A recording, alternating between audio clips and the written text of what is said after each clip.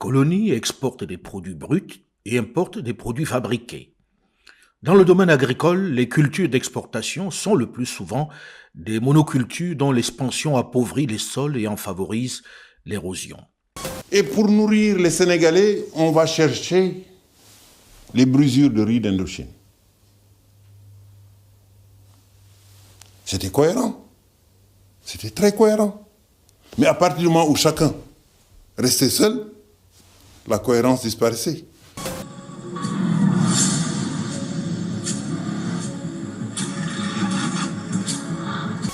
Si on écoute les médias, le gars a quand même survécu à une vingtaine de cancers, 3 AVC, le sida, Parkinson et un furoncle au cul. Tu sens que le mec est costaud, puisque malgré tout ça, il a fait un discours pendant 4 heures, au même moment où Biden apprenait à faire du vélo.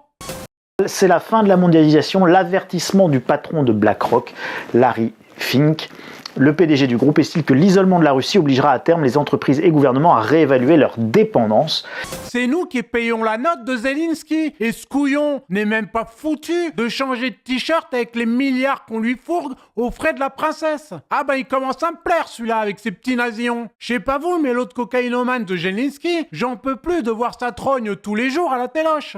Il a été à l'ONU, il a été sur les bâtiments du gouvernement de l'UE, partout dans le monde sur Zoom, ici et là, à gauche, à droite et au centre. Sérieusement, si vous allez à Glastonbury, c'est pour vous échapper du monde et vous amuser, pas pour être accueilli par ce type une fois de plus.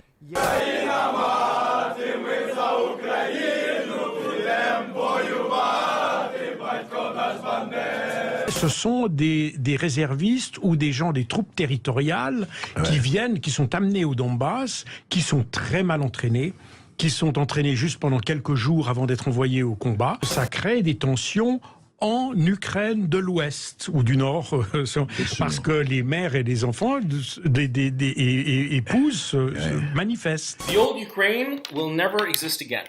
It's gone forever, okay? And it's an absolute tragedy. And big pieces of Ukraine will go to Russia, and what remains of Ukraine will be a rump state. Fin de mondialisation égale problème d'énergie, problème alimentaire, problème dans tous les achats de bidules, donc problème dans les habitudes de consommation que nous avons pu développer ces dernières décennies. La magicienne de cérémonie Diane Fortune, qui a déménagé à Glastonbury et a commencé un culte solaire. Et elle était dans l'ordre hermétique de la Golden Dawn, avec Aleister Crowley, le même Aleister Crowley qui était représenté par Billie Eilish sur son t-shirt, sur la scène de la pyramide. Crowley, Lucifer, sorcière, tromperie, sur une scène en forme de pyramide. C'est tout un rituel, ou une cérémonie. Tous les milliardaires du pays, ils comprennent qu'ils se sont fait baiser par le petit fonctionnaire qu'ils croyaient insignifiant, avec ses chaussettes arlequins et son air de pas y toucher. Aux États-Unis, ils inventent des super-héros en collant. En Russie, ils ont Poutine. Et l'un des oligarques milliardaires, Mikhail Rodorkovsky, n'est pas content. Le gars est pas d'accord. Le fait savoir et se retrouve en tôle pendant 10 ans. Ce qui est sûr, c'est que ces symboles ont traversé les siècles, voire les millénaires, pour arriver jusqu'à nous. Ils ont été détournés, malmenés, manipulés, cachés. Sauf que eux s'en servent pour nous manipuler et nous rire au nez, pendant que nous payons pour ça. Président de la République, il arrive et dit « on va avoir des problèmes alimentaires ». Ça devrait faire la une, et les gens devraient se gratter la tête en disant « Tiens, problème alimentaire, mais qu'est-ce qu'il veut dire là exactement Je vais avoir à manger, pas à manger, on va avoir des tickets... » Non, on n'aura pas des tickets de rationnement, vous aurez des chèques alimentaires. Il y a EDF, Total et Engie qui ont appelé les Français à limiter leur consommation d'énergie. Donc là, on est vraiment dans une URSS 2.0. Et en fait, le régime français actuel est en train d'organiser la pénurie dont il est entièrement responsable.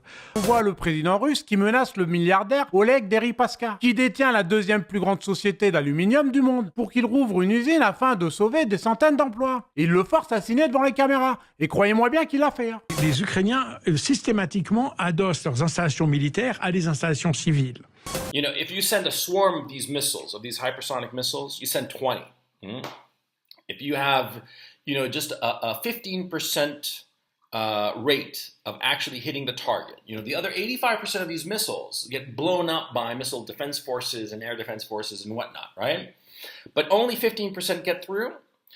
Those 15% of 20 missiles, 3 missiles, that'll sink an aircraft carrier.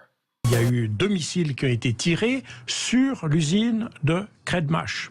C'est des missiles extrêmement précis, ils ont frappé de manière très précise l'usine. Et c'est, comme je dis, il y a des munitions, il y avait des munitions là-dedans. Et ce sont en explosant que ces munitions ont mis le feu au centre commercial. I think it's 4,000 or 6,000 military personnel. The Americans politically cannot handle such a loss. And more importantly, and what's really interesting, is that the Americans are realizing that industrially, they can't compete. And this has them completely freaked out.